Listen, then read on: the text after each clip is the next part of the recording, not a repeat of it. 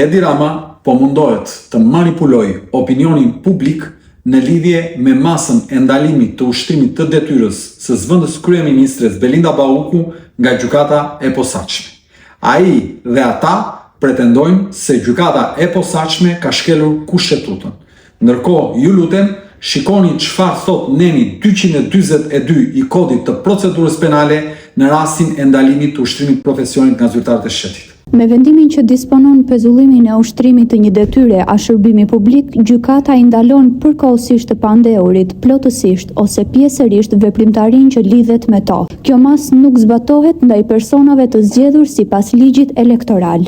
Në fakt, zoti Rama e di fort mirë se gjykata e posaçme nuk e ka pezulluar zonjën Bauku në ushtrimin e detyrës së deputetes si e zgjedhur me ligjin elektoral, por në funksionin e saj si ministre dhe zëvendës kryeministre e emëruar prej tij.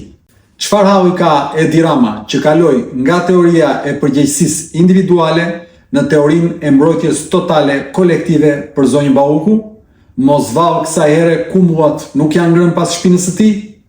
Edi Rama, jep dorëheqjen.